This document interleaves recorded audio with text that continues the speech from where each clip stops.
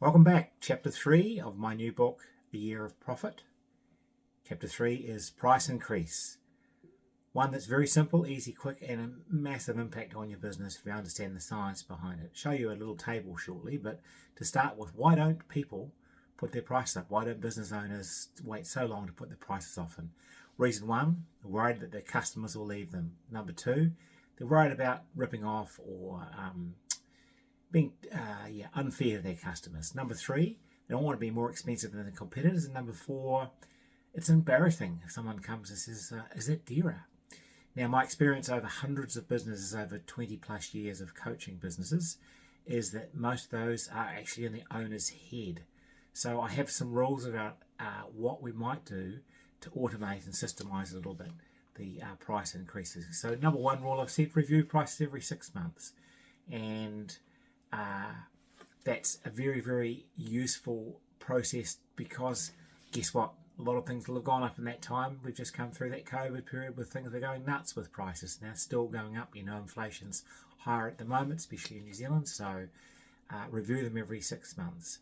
Number two, I suggest limiting the price increase to about 10% on average, 5% if you're chicken. What I mean by that is, for instance, in hospitality, and that's some people say it's quiet at the moment in some areas, and businesses are closing. They've always closed. If you've got good enough service, good enough location, all of those things, your crew's on board, your product's really good, a 10% price increase. For instance, I buy a lot of teas, and so, Friday I was out in the Waikato area.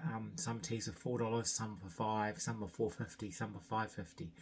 I didn't go to the place because of the price of the tea. I wanted a specific way that the tea was made. And so I have found that in hospitality, a small increase in those things is a necessary thing to keep pace, and it actually makes a big difference to the bottom line. So that was number three.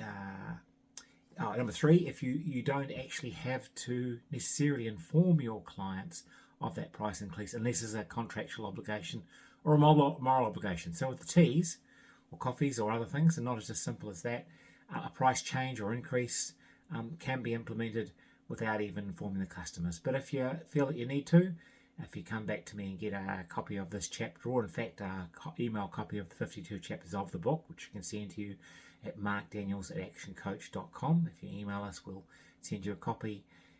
We'll give you a little script there that you can use if you want to write to your customers. So that's rule three. Rule four with price increase is don't put everything up the same amount. So some things can go 10%, some can go 5%. But if you're the corner store, the 7-Eleven, the dairy, don't put your milk and bread up because that's what people are coming in for. So those products or staple products need to probably remain the same. In fact, you might even have a loss leader that brings a ton of people in, biggest ice creams in town. And it's not just hospitality. I'm talking about every business. I've coached hundreds and hundreds of businesses and probably 100 different types of business, and price increase using these rules applies to all of them. So that's the rules, if you like. The next thing you'll see across your screen is a table. It's a really interesting little table. You can load this table down from the internet anywhere. There's a whole ton of but they all come to the same thing. Across the top is a list of gross margin. If you're not sure what gross margin is, go and ask your accountant or just look at your last set of accounts.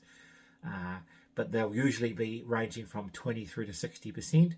I've picked, you'll see in the diagram that's on the screen, 35% gross margin. Just randomly pick that, somewhere in the middle. Now with a 10% price increase, you'll see that the intersection of that point is 22%. The magic about that 22% is, with a 10% price increase and a 35% gross margin, we would have to have almost a quarter or 22% of our business disappear, and we would still make the same profit, gross profit. Say that again, still make the same profit, but of course you'll do about a quarter of less work, less trucks driving around, less team required, less of everything. And so it's a very, very good strategy. You can play around with that table and make your changes. And the odd thing I've seen with price increases, more often than not, anecdotal, but it doesn't change at all the consumption of that product. Maybe a couple of really bad D-class customers, people that have given you a hard time and always complain about price, will go somewhere else. But that's okay. If it's expensive or a little more expensive, it must be good. So that's a hint too. As we mentioned before, the quality of service needs to be up there if we're going to charge more. And I've seen internet searches that suggest that up to 13% more we can charge for excellent quality and service. So that's price increase. The other one to think about is price decrease. Price decrease is a real killer for small and medium-sized businesses. And the table that's coming up now with price increase, same kind of thing. The 35% gross margin, a 10% price decrease, shows that 40% of we have to do 40% more business. That's massive. It's almost half as much business again to get the same margin. So I've never worked with anybody where we've put the prices down. That's hundreds of clients over almost 21 years. Never put the prices down. Now, I've heard downloads and books and things where it talks about finding the sweetest spot, and actually there probably is arguments with some businesses to have a price point change downwards. But generally speaking, I don't promote it and have never done it in the businesses I've worked with. So perhaps a little summary. The first thing to do would be with your price increase is some action steps. Maybe just leap into it and go 5%. And if you're worried about that, do a thorough analysis. Go and sit down on some of that working on the business time. Set aside an hour and go and do that. Remember, if you have to give excellent service, work out whether you need to tell the customers that you're going to put the price up, and if you do, just do it. Most people understand. The overwhelming problem with price increases in the owner's head, in your head. You're thinking, oh, I can't do that.